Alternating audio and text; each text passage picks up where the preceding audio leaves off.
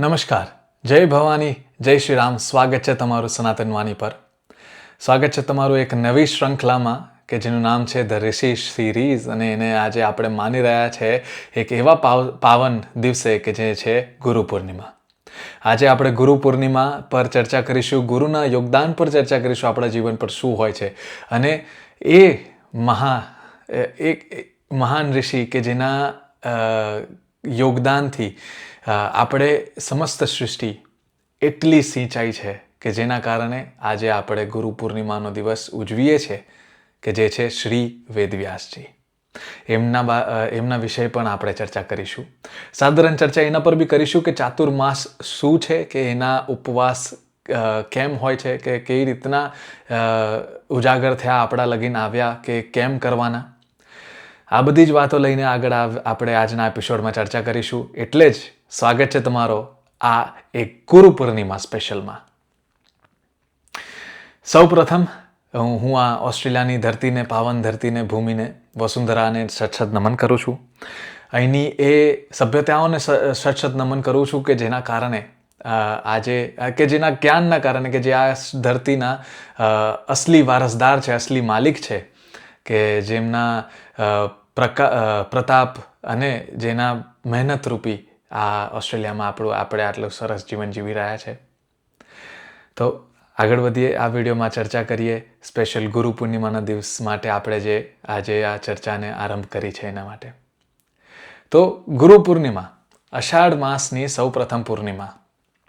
અષાઢ માસ જ કેમ, અને ગુરુ પૂર્ણિમા એ પૂર્ણિમાને જ કેમ? તો સૌ પ્રથમ ચાતુર્માસ શું છે એના પર, પણ એ પહેલાં ચલો એ ચર્ચા કરી લઈએ કે ગુરુ શું છે. ગુરુ આપણા જીવનમાં શું છે એના પર જો એક મારે સંક્ષિપ્તમાં કંઈક કહેવું હોય ને, તો એક નાનકડી જોક્સથી હું જો તમને સમજાવવાનો, તમારા લગીને વાત પહોંચી શકતી હોય તો પહોંચાડવાનો પ્રયત્ન કરું. કે એક કુટીરમાં, એક ગુરુકુલમાં જ્યારે વિદ્યાર્થીઓ ગુરુ સાથે બેઠા હતા, શીખતા હતા, એમાંથી એક છોકરાને એક પ્રશ્ન થયો, અને અષાઢ માસ જસ્ટ બેઠો હતો, ચાતુર્માસ જસ્ટ બેઠો હતો, ને વરસાદ ચાલુ હતો બહાર. એટલે એ છોકરાને કંઈક એવું થયું કે કોઈક મારા સગા સંબંધીને ત્યાં મારે જવું પડશે, એવું કંઈક છે, તો જવું છે. તો ગુરુને એમ થયું કે ભાઈ અત્યારે ચાતુર્માસ જસ્ટ બેઠો છે, અને અષાઢ જસ્ટ બેઠો છે, અને વરસાદ પૂરેપૂરા જોરમાં છે, બાઢ આવી શકે છે, અને પૂર આવી શકે છે, અને કોઈના કોઈ પ્રકારના ખતરનાક પ્રાણી બહાર નીકળેલા હોઈ શકે છે, જીવજંતુ બહાર નીકળેલા હોઈ શકે છે, સાપ જેવા, કે જેનાથી જીવને જોખમ થઈ શકે છે. તો તું હમણાં ના જઈશ, આપણે શું કહેવાય, પછીથી સાધારણ વ્યવસ્થિત ઉચિત સમય આવશે તો હું તને કહીશ, ત્યારે તું જજે, એમ કીધું. પણ એ છોકરો કદાચ આપણા જેવા જનરેશનનો હશે કે માનતો ન હોય. તો એને એવું કીધું હશે ગુરુજીને કે ભાઈ અમને વધારે ખબર પડે, હવે બધામાં કંઈ તમને જ ખબર પડે એવું થોડી ન હોય, એમ કહીને નીકળી ગયો. અને આગળ થોડેક જ પહોંચ્યો, અને પછી તરત જ 5 જ મિનિટમાં પાછો દોડતો આવ્યો, હાંફળો ફાફડો, અને આમ એકદમ ગભરાઈ ગયેલો. અને બીજા વિદ્યાર્થીઓ જુએ, ગુરુજી સાધારણ મુસ્કરાઈને એના તરફ જોતા હતા. અને બીજા વિદ્યાર્થીઓ જ્યારે એને જોયું ને પૂછ્યું કે ભઈલા શું થયું, તો એ છોકરાએ એવું કીધું કે ભાઈ હું બહાર ગયો તો બહુ મોટું અપશકુન થઈ ગયું, બહુ મોટો અનર્થ થઈ ગયો.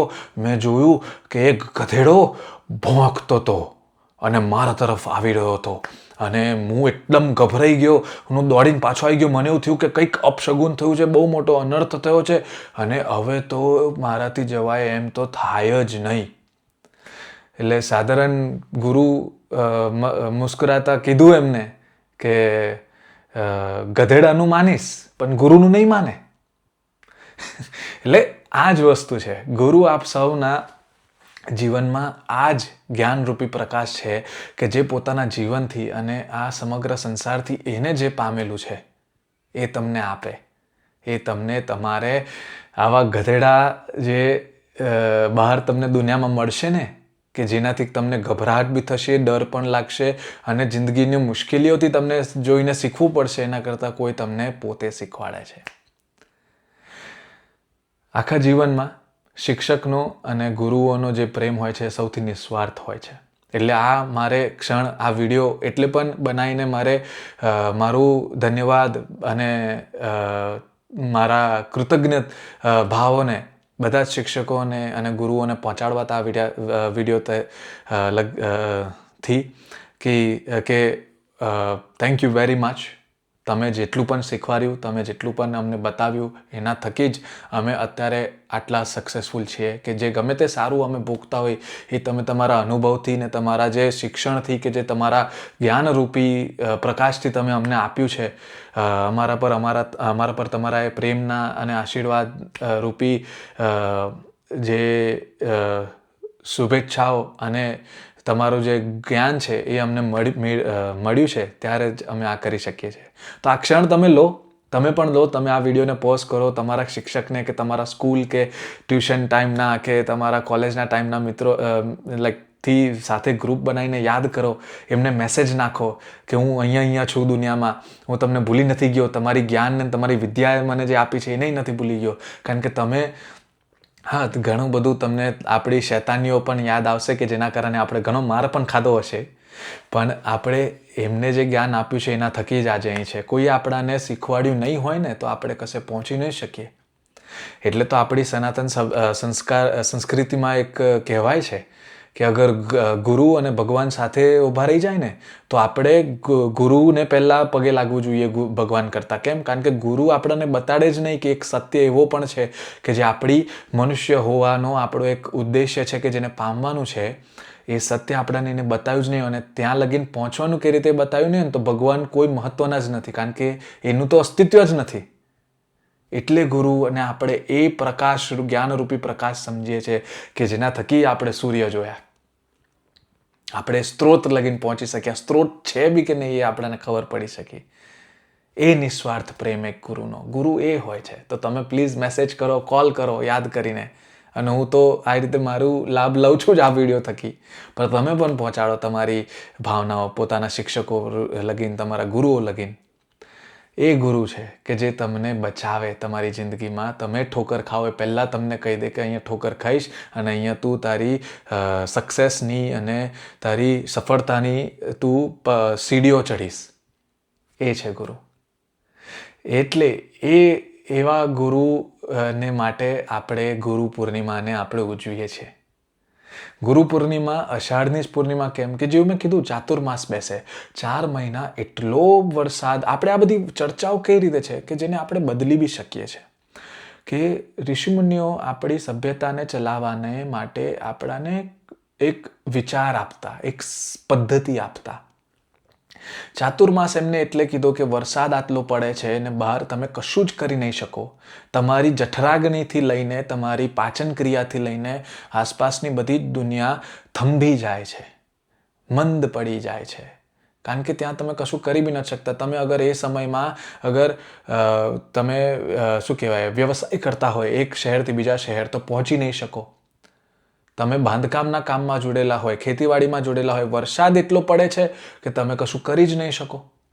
તો એ 4 મહિના એટલે કે 1 વર્ષના 1/3 ભાગને તમે તમારે શીખવા માટે વાપરો. તમને પોતાની જાતને સારું કરવા માટે વાપરો. આ કોઈ ગુરુ શિષ્ય ગુરુકુલની જ પરંપરા માટે એકલો ચાતુર્માસ નથી. ગુરુઓ એવું કહે છે કે 1/3 હિસ્સો તમારા વર્ષનો તમે કાઢો ને પોતાને સારું કરો. ફક્ત ગુરુ પાસે આપણે કંઈક કુંડલીની જાગૃત કરવા કે કોઈક સાધના કે યોગ ક્રિયા લેવા જઈએ એવું નથી એકલું. તમે જે ક્ષેત્રમાં છો એનું કંઈક શીખવા જાઓ, તમારાથી જે આગળ છે એનાથી, કે જેથી કરીને દર વર્ષે તમે 1/3 તમારો 1/3 તમે પોતાને ઓર સારો કરવા માટે વાપરશો તો 2/3 તમે પોતાને જિંદગીને આગળ લઈ જવા માટેના કામ માટે કરી શકશો. દર વર્ષે તમે સારા પોતાનાથી પહેલાં જેવા છો એનાથી નહીં બનો તો આગળ કેવી રીતે જશો? આપણે પ્રમોશનને ઈચ્છુક છે, પણ પ્રમોશન માટે જે જ્ઞાન વૃદ્ધિ કરવી પડે એ આપણે કદાચ જો કરતા ન હોય તો આપણે કઈથી મળે? આ ઋષિઓ આપણને હજારો વર્ષો પહેલાં એ સિસ્ટમ આપણે એમાં ઢાળવાનો પ્રયત્ન કરે છે. આપણે ફક્ત કદાચ જો એને ધાર્મિક રૂપે લઈ લેતા હોય તો આપણે કદાચ એમાંથી શીખવું જોઈએ કે બધું જ કંઈ એટલું કંઈ ધાર્મિક રીતે નથી, એને રોજિંદા જિંદગી માટે માનવું. હવે લોકો કોઈ પંચાંગ જો જોતા હોય અને એને અષાઢથી 4 મહિના જો જોવાના હોય હંમેશા, અને વરસાદ એમાં પડતો જ ના હોય, આપણી વાતાવરણ પ્રક્રિયા બદલાઈ છે એના કારણે વરસાદ વહેલો મોડો થતો હોય, તો આપણે પણ એ સમજવાનું એ ચાતુર્માસ આપણે પણ આગો પાછો કરી શકીએ છીએ આપણી રીતે. એમને તો ફક્ત એક તમને પંચાંગ રીતે એક આઈડિયા આપ્યો કે એ રીતે તમે ગોઠવો એને. એટલે એ વસ્તુને આપણે એમનાથી શીખવી પડે. હવે એમને 4 માસ નક્કી કર્યા તો એમાં કશું જ ન થાય. અને પહેલાંની જિંદગીમાં એવું તો નહોતું કે વસ્તુઓ તમે મા બાપ શું કહેવાય કમાતા જેટલા હોય કે આખું વર્ષ ખાઈ શકો. ના, છોકરાઓ પણ એમાં ઘર ગૃહસ્થીમાં ખેતીવાડીમાં હાથ બટાવતા. એટલે છોકરાઓને એ 4 મહિના કશું જ કરી નથી શકવાના. તો એના કારણે એ ગુરુકુલ જાય, પોતાને બહેતર બનાવે, શીખે, 4 લોકો સાથે ઉઠતા બેઠતા કેવી રીતે સંબંધ બનાવવાનું એ શીખે. એ સમય દરમિયાન એક ગુરુ એના નિસ્વાર્થ પ્રેમથી જે સમાજે એને નાનકડો દાનો આપ્યો છે ને એને ધરતીમાં સિંચે, એને સારી રીતે ખાદ આપે, પાણી આપે, એના પાંદડા પરથી ધૂળ હટાવે અને એને પ્રોપર સરખી રીતે સૂરજના કિરણો મળી રહે છે કે નહીં એ નિશ્ચિત કરે. એને બીજા બધા છોડવા સાથે સારી રીતે જીવી શકે ને એ શીખવાડે કે કેમ કરતાં તારા આસપાસના છોડવા સાથે તું ઉગી પણ શકીશ અને સારી રીતે ફલી ફૂલી પણ શકીશ ને પછી એક ઝાડ બને કે જે ફળ ફૂલ આપી શકે અને પછી એ સમાજમાં છોડવામાં આવે સામે. એમ કરતાં એ ગુરુનો, એ ગુરુકુલનો, એ ગુરુ શિષ્ય પરંપરાનો એટલો મહત્વ છે. એટલે આજે આપણે આ ગુરુ પૂર્ણિમા સ્પેશિયલ પર ચર્ચા કરી રહ્યા છીએ, ગુરુ પૂર્ણિમાની. તો એ 4 મહિના બેસ્ટ હતા છોકરાઓને મૂકવા માટે ગુરુકુલના દર વર્ષે. એટલે એ સત્ર ત્યારે ચાલતું. પછી તો એ રીતે ગુરુ તમને એ રીતે જણાવે છે કે ભાઈ તમારી જઠરાગ્નિ અને આપણા ઋષિઓ તો આપણને જણાવે છે કે આપણી જઠરાગ્નિથી લઈને પાચન ક્રિયાથી લઈને બીજું બધું મંદ પડશે ને તમે પચાવી નહીં શકો. તો જેમાં અલગ અલગ ચાતુર્માસ છે કે જેમ કે એમાં નિયમ હોય કે પહેલા માસે તમે જે લીલા પાંદડાના શાકભાજી છે એ છોડવાના, બીજા માસે દહીંની વસ્તુઓ છોડવાની, ત્રીજા માસે દૂધની વસ્તુઓ છોડવાની, ચોથા માસે અનાજની વસ્તુઓ છોડવાની અને ફળ ફૂલ પર આહાર કરવાનો. હવે એકદમથી પહેલા માસે તમને કહી દે 4 છોડ દો તો તમે કશું નહીં કરી શકો. એટલે એક કરીને તમને કહે છે કે છોડો. એનું કારણ બી તમને સમજો કે તમારી જઠરાગ્નિ મંદ છે, તમે પાચન ક્રિયા નહીં કરી શકો અને વરસાદ જસ્ટ પડ્યો છે, કીડા મકોડા બહાર નીકળે છે અને હવામાને એવી જગ્યાએ એવા જીવજંતુ છે નાના નાના કે જે આપણે નરી આંખોએ જોઈ નથી શકતા એ બહાર નીકળે છે. એ તમારા લીલા શાકભાજી પર હોય અને તમે વ્યવસ્થિત એને ધોઈ ના શકો કે પકવી ના શકો ને ખાધું તો એવું ફૂડ પોઈઝનિંગ ને એવી બીમારીઓ પણ પેટની થઈ શકે છે, પાચનની, કે જેની જે તે વખતે દુનિયામાં દવા જ નથી. તો તમે શું કરત? મૃત્યુ પણ થઈ શકે છે. તો એ પ્રમાણે આપણને વેળાસર ચેતવે છે કે કોઈ બી વસ્તુને લઈને તમે તમારી આ શરીરને ને તમારા આ જીવનને આસપાસની પ્રકૃતિથી કેમ કરતાં સારામાં સારી રીતે ઢાળી શકો. એ છે ચાતુર્માસનો વ્રત કે ચાતુર્માસમાં તમારે કેમ કરતાં એક કરીને વસ્તુઓ છોડવી કે જેથી કરીને તમે પાચન તમારું સ્વાસ્થ્ય રહે, તમને હલકું મહેસૂસ થાય, પેટમાં બહુ ભારે ન લાગે. હવે આપણાને તો ખબર છે ગુજરાતીની થોડીક શું કે આમ હંમેશા તમે જોજો વધારે ખવાઈ જાય ને પછી જ ખ્યાલ આવે કે વધારે ખવાઈ ગયું. અને આપણે તો પાછા કેવા શોખ કરીએ નહીં, અષાઢનો પહેલો વરસાદ આવ્યો હોય, અરે ઘરમાં શું કહેવાય એલાન થાય કે એ મસ્ત મજાના ભજીયા બનાવો, આમ તળીને આમ એકદમ ગરમ બહાર આવ્યા હોય, મરચા સાથે તળેલા હોય, સાધારણ મીઠુંવાળા, અને એ ચાની ચુસ્કી સાથે આનંદ લેવાનો. મારા મોંમાં પણ પાણી હવે ગુજરાતી છું તો હવે શું કરું, એનો આનંદ હવે ભોગવવાનું મજા આવે છે. તો પણ આપણે એવું વિચારીએ નર્યું આપણે બેસનનું તળેલું મરચાં ને મીઠાવાળું વસ્તુ ઓર ઉપરથી દૂધ ને કડક ખાંડ ભરેલી ચા ગ્રહણ કરીશું. એટલે કેટલીક વસ્તુઓ એ વસ્તુઓ જે ધાર્મિક નથી, એ ફક્ત ને ફક્ત સાયન્ટિફિક છે, વૈજ્ઞાનિક વસ્તુઓ છે કે જે આપણને આપણા સ્વાસ્થ્યને સરખી કરા. પણ હવે કેટલીક વાર ચલો ને આપણે પણ ખુશી માની છે એ વસ્તુઓની, તો પણ આપણે શીખવું જોઈએ આપણા ગુરુઓથી. એ ચાતુર્માસ, એ ગુરુ એટલે ગુરુ શિષ્ય પરંપરાની જે મેં ચર્ચા કરી ને ત્યાંથી હું તમને લાવું હવે શ્રી વેદવ્યાસજી પર. કે વેદવ્યાસજીનો જન્મ એ નેપાળની પાવન ધરતી પર થઈ છે. સચત નમન છે નેપાળની પાવન ધરતીને કે જ્યારે સનાતનને ને ભારત વર્ષને ને અને હિન્દુ ધર્મને જરૂર પડી છે, નેપાળની ધરતીએ હંમેશા સાથ આપ્યો છે. એટલે એ નેપાળની ધરતીના શસ્ત્ર નમન કે જ્યાં હું આ વાંચીને સાધારણ બોલું છું કે તનાહુન ડિસ્ટ્રિક્ટમાં પશ્ચિમ નેપાળમાં દમૌલી ગંડાકી ઝોન છે, ત્યાં વ્યાસ વેલી બનાવી છે, ત્યાં વ્યાસ ગુફા છે અને એમને તો વ્યાસ મ્યુનિસિપાલિટી ડિક્લેર પણ કરી છે ત્યાં સરકારી. એ જગ્યાએ માનવામાં આવે છે કે વેદવ્યાસજીનો જન્મ થયો. વેદવ્યાસજીનો જન્મ આખિર થયો કે કોનાથી? શ્રી ઋષિ પરાશરજીથી અને સત્યવતીજીથી. ઋષિ પરાશર એટલે કોણ?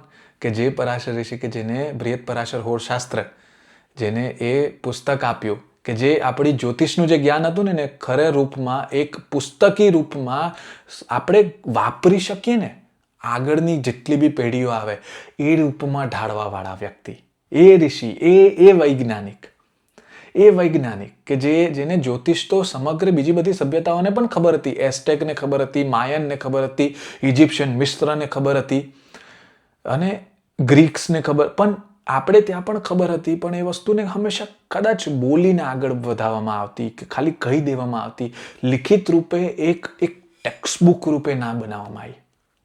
તો એ ઋષિ કે જેને વિચાર્યું કે ના જરૂર પડશે એક પ્રોપર સિસ્ટમમાં ઢાળો વસ્તુઓ, એ જ્ઞાનને, એ ડેટા સાયન્સના, એ જ્યોતિષ વિજ્ઞાનને, એને એ કરનારા અરે જેવા, અને એમના દીકરા જે થયા એ વેદવ્યાસજી. હવે વેદવ્યાસજી નું અસલી નામ કેટલા લોકોને કદાચ ખબર નથી હોતી, તો કહું કે એમનું અસલી નામ છે કૃષ્ણાદ્વૈપન્ય. યસ, વેદવ્યાસજીનું અસલી નામ છે કૃષ્ણાદ્વૈપન્ય. અને કૃષ્ણ એટલે કાળા રંગના અને દ્વૈપન્ય એટલે કે દ્વીપ, કે દ્વીપ પર જન્મ થનાર. હવે એ નદી પરનું જે દ્વીપ હોય એના પર, એટલે કૃષ્ણાદ્વૈપન્ય, અને એનાથી એમને વેદવ્યાસની ઉપાધિ મળી. હવે વેદવ્યાસની ઉપાધિ કેમ મળી એની આગળ ચર્ચા કરીએ કે જેમ પિતા તથા પિતા એવા પુત્ર. પિતાએ વિચાર્યું કે હું સમગ્ર જ્ઞાન એ જ્યોતિષ વિજ્ઞાનનું ભેગું કરીને એને સંહિતાઓ બનાવું, તો પુત્રને એ જ્ઞાન પરથી આઈડિયા આવ્યો અને ઓર આગળ લઈ ગયા. સમગ્ર વેદો કે જે ભારત વર્ષમાં અલગ અલગ ઋષિઓ કે ઋષિઓની પરંપરાઓ કે જેમની પીઠોથી એ ભેગું કરીને એને 4 વેદોમાં, પુરાણોમાં, ઉપનિષદોમાં અને બ્રહ્મસૂત્રમાં ને એ રીતે વહેંચ્યું અને પ્રોપર એની એક સિસ્ટમ બનાવી. એ એમને કામ કર્યું. એટલે એમને વેદવ્યાસ કહેવાય. વ્યાસ એટલે ગણિતવાળું વ્યાસ એકલું નથી, એનો અલગ અર્થ પણ થાય છે કે જે ભેગું કરનાર, સંગઠન કરનાર, એને અલગ અલગ પદ્ધતિઓમાં ઢાળનાર. એમને 4 વેદોમાં અલગ અલગ જ્ઞાન કે જે વેદમાં પ્રોપરલી બેસાડવું જોઈએ એમાં બેસાડ્યું અને અલગ અલગ પુરાણોમાં ને એ રીતે બેસાડ્યું ને આગળ આપ્યું આપણાને, કે જેથી કરીને બધી પેઢીઓને કામ લાગે એમના પછી જેટલી પણ આવી. આટલું મોટું કામ કર્યું હોય અને આવી વિચારધારાને, આવું વિઝન ને આવી દૃષ્ટિ, દીર્ઘ દૃષ્ટિ રાખી હોય, ત્યારે લોકો કહે કે કૃષ્ણાદ્વૈપન્ય, હે વેદવ્યાસજી, તમે તો શ્રી નારાયણના અંશ અવતાર છો. તમે શ્રી નારાયણ કવચ તમે પાઠ કરતા હોય ને તો એમાં આવે છે કે મને હે પ્રભુ કૃષ્ણાદ્વૈપાયન જેવો જ્ઞાની રૂપનો અજવાળું મારા લગીન પહોંચવા દેજે કે જેથી કરીને હું અજ્ઞાન રૂપના અંધકારથી બચું. તમે આટલું મોટું કામ કંઈક કર્યું હોય ને કે તમારા આગળના પેઢીઓ માટેનું જ્ઞાનની ધારા એમને લગીન પહોંચી શકે, તારે તમને એ વેદવ્યાસને એઝ અ અંશ અવતાર, શ્રી વિષ્ણુજી સ્વયં ભગવાનના અંશ અવતાર રીતે માનવામાં આવે. એટલે હું એટલો એમને માનું છું, એમનાથી શીખવાનો પ્રયત્ન કરું છું કે શું શીખી શકાય આટલા દુનિયાના સૌથી સર્વશ્રેષ્ઠ મહાન જ્ઞાની ઋષિ વૈજ્ઞાનિક જે થઈ ગયા એમના પાસેથી. અને એ એમને શું કહેવાય, એમના છોકરા પણ એમના જેવા જ થયા. શુકજીને તમે જુઓ, એમના પર બી હું આખો ઋષિ જે સિરીઝ ચાલુ કરી છે આજથી, ઋષિ સિરીઝના પહેલા એપિસોડથી એનો એપિસોડ બનાવીશું શુકજી પર. એ કેવા આપણાને આમ પોડકાસ્ટર જેવા લાગે કે દરેક તમે પુરાણોમાં જાઓ ને તો એ બધા અલગ અલગ દેવતાઓના, દેવીઓના ને રાજાઓના ને લોકોના જે આપણા ઇતિહાસમાં થઈ ગયા એમને જોડે ચર્ચા કરતા હોય કે આ જ્ઞાન કેવી રીતે, આ જ્ઞાનનું શું તમે મને માહિતી આપી શકો છો, આનું શું, આ કેવી રીતે થયું, આ આપણા ઇતિહાસમાં કેવી રીતે થયું, આ બે વ્યક્તિ વચ્ચે જે ઘટના થઈ કેવી રીતે બની, આ જ્ઞાનનું કેવી રીતે વાપરું, લોકો લગીન કઈ લગીન પહોંચાડું, શું વ્રત કરું તો શું ફાયદો થાય. તમે વિચારો કે ભલે આપણે માનતા હોય કે વેદવ્યાસજી એટલું લાંબુ જીવ્યા હશે, પણ એ પરંપરા એકચ્યુઅલી એ જ વેદવ્યાસજીએ જે શરૂ કરીએ છે ને કે જ્ઞાન વટોરીને પ્રોપર સિસ્ટમમાં ઢાળવાની, એ શુકજીએ કર્યું. ભારત વર્ષમાં જઈને લોકોને પૂછીને એને ભેગું કરીને વેદવ્યાસજી પિતાજીએ કામ ચાલુ કર્યું હતું, એને ઢાળ્યું એ સિસ્ટમોમાં ઓર આગળ વધાર્યું ભેગું કરીને. કારણ કે તમે રિસર્ચ કરવા બેસો એટલે તમને એકદમથી થોડી ના બધું સાથે હોય. એટલે એને તમારે આગળ મહેનત તો કર્યા જ કરવી પડે. એને તમને એવું તો થાય જ કે ભાઈ આ વસ્તુનો ઓર રેફરન્સ બીજે કસેથી મંગાવવો પડે. જે રિસર્ચ કરતા હોય ને એમને ખબર છે ઇન્ટરનેશનલી બીજા દેશમાંથી તમારે બોલાવડાવવું પડે ફોન કરીને કે કંઈક મેલથી, કે પેલા રિસર્ચ ઇન્સ્ટિટ્યૂટ બીજા દેશના, મ્યુઝિયમથી, લાઇબ્રેરીથી, સરકારી વ્યવસ્થાથી. તો એ વસ્તુ તમે વિચારો કે આખા ભારત વર્ષથી જ્યારે વેદવ્યાસજીને એમની ટીમ ભેગી કરતી હશે તો એમને કેવું ઇન્સ્ટિટ્યૂટ બનાવડાવ્યું હશે કે જેને આપણે આજે ગુરુ શિષ્ય પરંપરાને માનીએ છીએ. એ કામ ભગવાનના અંશ અવતાર રૂપે ચાલુ કર્યું હોય કોઈએ તો આપણે એમને માનીએ એવો અવતાર. એટલું મોટું કામ એમને કર્યું. ઉપરથી બીજું જે શીખવા લાયક એમને એટલે વ્યાસપીઠ પણ એક, કે વ્યાસપીઠ તમને હોદ્દો કેમ મળે કે કહેવાય, કારણ કે તમે એવું વિઝન રાખ્યું હોય. આપણે એમનાથી એ શીખવાનું છે કે ખાલી વ્યાસપીઠ મને ડિરેક્ટરશીપ મળી જાય, હા અલા પણ તમે એટલા કાબિલ તો બનો, તમારામાં એવી દીર્ઘદ્રષ્ટિ છે. ખાલી પોતાનું કંઈક તમને મેળવવું હોય, માન સન્માન, કોઈ તમને સારી રીતે બોલાવે, પણ કાબિલિયત તો રાખો. ખાલી કામના થોડીને કરશો તો થોડીને તમને ચાલશે. એ વસ્તુ આપણે વેદવ્યાસજીથી શીખવાની છે. બીજી મને એવું લાગે છે કે જે હું personally as a modern person એમના પાસેથી આધુનિક વ્યક્તિ રીતે જો હું શીખી શકું છું, બીજું છે એમને જે રીતે મહાભારતનું ગઠન કર્યું. આજે આપણે જોઈએ છે કેટલાક મા બાપ પોતાના છોકરાઓની ભૂલ તક નથી સ્વીકારી શકતા કે એમનાથી કોઈક ભૂલ થઈ છે, ચૂપ્પી સાધી લે છે. તે વખતે મહાભારતમાં જે પોતાનો જ વંશ છે, વેદવ્યાસજીનો જ વંશ છે, મહાભારતમાં એની આખી ગાથા ખુલ્લે આમ લખીને કીધું સમાજને કે ધૃતરાષ્ટ્રને કૌરવો જેવું કામ કરશો તો ખરાબ ભોગવશો, શું કરવું શું ન કરવું. પોતે ડાયરી લખી હોય ને પોતાના વંશની, એમ મહાભારત લખી એમને.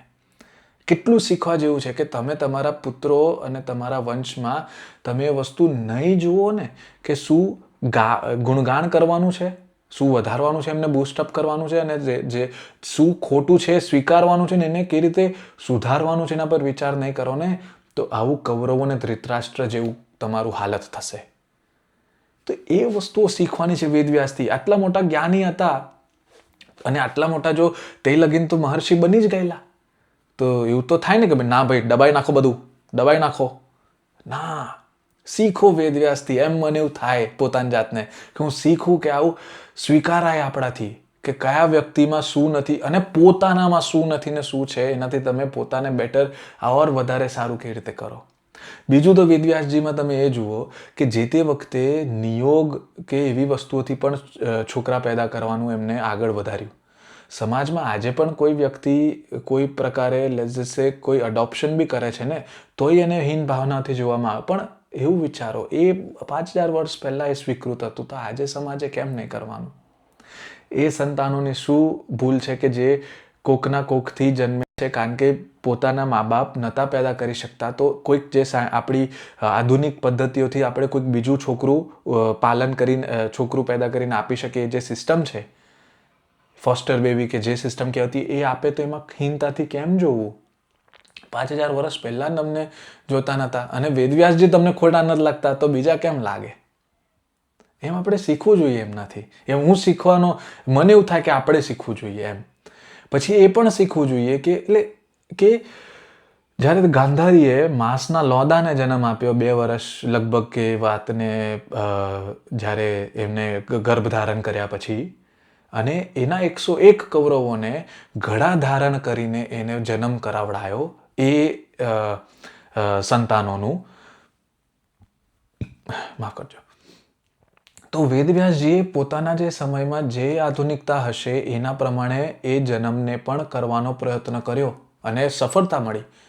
આપણે વેદવ્યાસજીને કેટલીક વાર આપણે માટે બહુ શું કહે સરળ અને સહેલું થઈ જાય છે. આપણે પોતે કશું ન કરવું હોય ને આ ભગવાન બનાવી દઈએ બસ એમના આમ કરતા રહીએ. એટલે આપણે વેદવ્યાસજીને એ જ રીતે જોતા રહ્યા કે આપણે ભગવાનના અવતાર, પણ એ જે શીખવાડવા માંગે છે ને જે વિચારને, કદાચ આપણે શીખવું જોઈએ એમનાથી. કે એ ભલે આધ્યાત્મિક વ્યક્તિ હોવા છતાંય, એ વખતના વૈજ્ઞાનિક હોવા છતાંય, એમની તો શિક્ષણ પદ્ધતિમાં એમનું કાર્યક્ષેત્ર હતું ને, પણ છતાંય એમને પાસે જો જ્ઞાન હતું, કરી શકતા હતા, તો મેડિકલ સાયન્સમાં બી કર્યું એમને. એ છોકરાઓ પેદા કરી આપ્યા ઘડા રૂપી જે પદ્ધતિ કરીને, કૌરવોનો જન્મ કરી આપ્યો. તો એ વસ્તુને આપણે કેમ એ રીતે વિચારવું જોઈએ, આપણે શીખવું જોઈએ કે સાયન્ટિફિક વસ્તુઓને આગળ કરવાનું, બહુ ધાર્મિકતાને એ રીતે બહુ કોઈ વસ્તુને મોટું બનાવીને એના મૂળને ભૂલાવી નહીં નાખવાનું. એને મૂળને સમજીને એને વાપરવાનું, કે આપણે એનું પાછળનો જે એમને વિચાર આપ્યો ને એ કરવાનો છે. કે કોઈ બી તમારી સમયમાં ચેલેન્જ આવે કે કોઈ મુશ્કેલી આવે, તમે એને વૈજ્ઞાનિક રૂપી, વિજ્ઞાન રૂપી એનો નિકાલ કાઢો. જે કરી શકો છો કરો, આગળ વધો. 2026માં છો કે કોઈ બી વર્ષમાં છો, તો આગળ ઓર સારી પદ્ધતિ કેમ ન કરી શકો એ વિચારો. આપણે ક્યાંક ને ક્યાંક કોઈક ને કોઈક વસ્તુઓને ખાલી ગાવામાં રહી ગયા એવું મને લાગે. એટલે મને એવું શીખવાનું મન થાય કે આપણે ફક્ત ન ગઈએ, પણ એને ઉતારીએ જીવનમાં. ખરેખર સનાતનનું જે જ્ઞાન છે જીવનમાં ઉતારીને કામ કરવા માટેનું છે. ખાલી ગાયા નથી કરવાનું કે આ દેવતા, આ દેવતા, આ દેવી, આ દેવી, આ ઋષિ, આ ઋષિ. એને ઉતારવાનું છે આપણી જીવનમાં. આપણે એ શીખવું જોઈએ વેદવ્યાસજીથી, કે જેમને આટલું મોટું જ્ઞાનની કનકધારા પોતાનાથી આગળ વહેતી કરી, એમને સ્વયં પણ એને વાપરી. એટલે આમ કરતા આટલું તમે મોટો બેડો ઉપાડો ને, તારે જઈને તમને કહેવામાં આવે કે તમે જે રચના કરીને, એ રચના માટે તો સ્વયં સાક્ષાત શ્રી ગણેશ પોતાનો દાંત તોડીને લખવું પડે. કેમ? કારણ કે એ એટલું લાંબુ છે કે તમને એવી રીતે વ્યક્ત કરવું પડે મોટા રીતે, કે એક સ્વયં રિદ્ધિ સિદ્ધિના દાતા, વિઘ્નહર્તા દેવતાને આવીને પોતાના દાંતથી લખવું પડે. કેમ કે ભાઈ પેન અને ઇંક કદાચ પતી જાત, પણ એનાથી લખવું પડે, એટલું લાંબુ લખાયું. એવું તમે કંઈક કામ કર્યું હોય ત્યારે તમને સરખાવાય કે દેવતા તમારા માટે આવીને તમારું કામમાં સહાયતા કરે છે, કે તમે સ્વયં સાક્ષાત ભગવાન શ્રી વિષ્ણુ પરબ્રહ્મના અંશ અવતાર છો. એ આપણે એમ નથી શીખાય. એટલે એમ કરતા આજનો આ ભાવ, કે જે કેમ વેદવ્યાસજીને આપણે ગુરુ પૂર્ણિમાના દિવસે આપણે કોઈ બીજા ગુરુનું, કોઈ બીજા ઋષિની, પણ વેદવ્યાસજીને જ કેમ, કે એ ગંગોત્રીની ઉગમતાનો સ્થાન, કે જ્યાંથી ગુરુ શિષ્ય પરંપરા ખરેખર અર્થમાં વહેતી થઈને આપણે વસ્તુઓ સંગઠિત રૂપમાં અલગ અલગ પદ્ધતિઓમાં ઢાળીને આગળ વધારવાની સિસ્ટમ બનાવીને કરતા થયા ને, એટલે એ મશાલધારી વ્યક્તિ કે જેને મશાલ સળગાવીને ઉપાડી. હવે આ વસ્તુથી મને ખુદને એવું બહુ શીખવા મળે કે તમે જ્યાંથી આવો છો ને એ માયને નથી રાખતું, તમે શું કરી બતાવો છો એ માયને રાખે છે. મને શીખવા મળે એમાંથી કે એક ઋષિ કે જેના પાસે તો કઈ રાજા જેવું થોડી ના છે કે સિક્કાઓને, સંપત્તિઓને, તમારે નોકરોને કોઈ લાઈન શું કે ટોટો જ ના હોય ને તમે કોઈક વસ્તુઓ, સંસ્થાઓ બનાવડાવી. ના, પરાશર ઋષિ, જ્યોતિષ શાસ્ત્રના જેને કામ કર્યું રિસર્ચનું, વિજ્ઞાનનું, એ વ્યક્તિના દીકરા. માછી પાલનના સમાજમાંથી આવતા એ વ્યક્તિના દીકરા, કે જેને પ્રકૃતિના આધીન, પ્રકૃતિના એમ કહો તો દાન પર જીવવું, કે ભાઈ બાળ આવી તો શું, દુકાળ આવી તો શું. તમે તમારા નદીના તટ પર ઉપરથી લઈને નીચે અલગ અલગ વર્ષમાં જ્યાં પેલું ઉતરતી આવે ને ચડતી આવે, કે પૂર આવે કે સૂકો પડે, એ પ્રમાણે તમારે અલગ અલગ નદીના સ્થાન પર બદલ્યા કરવું પડે તમારું વર્ષ દરમિયાનમાં સ્થાન. એવા વ્યક્તિના દીકરાને સમગ્ર સૃષ્ટિના સૌથી જ્ઞાની, પરમ જ્ઞાનની ગંગા વહેવડાવાવાળા વ્યક્તિ બન્યા. સમગ્ર સૃષ્ટિના સૌથી મોટા વૈજ્ઞાનિક, સમસ્ત સૃષ્ટિના સૌથી મહાન ઋષિ, સ્વયં ભગવાનના અંશ અવતાર રીતે ગાવામાં આવ્યા, કે જેને વિઘ્નહર્તા સ્વયં એમના કામ કરવા પોતે આવ્યા, બેસ્યા એમના સાથે. અને એ વ્યક્તિ કે જેને ભક્તિ જ્ઞાન લખ્યો હતો, આહા, શ્રીમદ ભાગવત મહાપુરાણ લખી નાખ્યું, શ્રી કૃષ્ણને પોતાની કલમથી એમ વેવડાવી દીધો કે આ સૃષ્ટિને પ્રેમનો બીજો કોઈ સ્ત્રોત જ ના દેખાય. એ વ્યક્તિથી તો મને એમ શીખવા મળે કે તમે ક્યાંથી આવો છો એ મહત્ત્વનું નથી, કોના દીકરા છો, કયા મા બાપના દીકરા છો ને એ મહત્ત્વનું નથી, પણ તમારામાં જો ખુદમાં કાબિલિયત હશે ને તમને એક વિચાર જણ્યો ને કે ના મારે બસ આ કામ કરવું છે, નાનું મોટું કંઈ પણ, તો તમને આ સમગ્ર સૃષ્ટિ એક અવતારના રૂપમાં પણ જાણશે. સો આ વાત આપણે હતી ગુરુ પૂર્ણિમાની. સાથે સાથે થોડુંક આપણે ચાતુર્માસ પર બી ચર્ચા થઈ ગઈ અને શ્રી વેદવ્યાસજીના ચરણોમાં આપણા પ્રણામ પણ અર્પિત થઈ ગયા એમને યાદ કરીને આ રીતે. તો આ અવસરનો હું ફરી એકવાર લાભ લઈને મારા સમગ્ર શિક્ષકો અને દુનિયાભરના ગુરુઓના ચરણોમાં મારા શત નમન. અને એટલું જ હું માગું કે આપણા બધાયના માટે એમના પ્રેમ અને એમનો સ્નેહ અને એમનું જ્ઞાન આપણા સમગ્ર લોકો પર આશીર્વાદ રૂપી વરસતું રહે કે જેથી કરીને આપણે સમસ્ત લોકો, સનાતનના લોકો સુખી રહીએ, સમૃદ્ધ રહીએ અને સ્વસ્થ રહીએ. અને એક ઓર વસ્તુ કે આપણે એટલા નિષ્ઠ પણ બનીએ કે આપણે જ્યાં આપણા ગુરુને અને શિક્ષકોને જરૂર પડે ને તો આપણે સૌ પ્રથમ આપણે એના માટે ઊભા હોઈએ એમની સેવા કરવા માટે પણ. તો આ વિડીયોમાં આપણા સૌના સમક્ષ જોડવા માટે ખૂબ ખૂબ આભાર. આ વિડીયોને લાઇક કરો, શેર કરો, સબસ્ક્રાઈબ કરો ચેનલને, કમેન્ટ સેક્શનમાં લખો તમને જે વિચાર હોય અને જેથી કરીને અમને ખૂબ જ મદદ થાય કે આગળ કયા વિષય પર ઓર અમે રિસર્ચ લાવીએ. અને તમે બધા જોડ્યા એ બદલ આભાર આ વિડીયોમાં, અને અંત લગીન જોયું આ વિડીયોને એના માટે પણ ખૂબ ખૂબ આભાર. હવે આવતા વિડીયોમાં મળીશું કોઈ ઓર નવી ચર્ચા સાથે, કોઈ ઓર શ્રૃંખલા કે એપિસોડ સાથે. ત્યાં સુધી નમસ્તે, જય શ્રી રામ, જય ભવાની.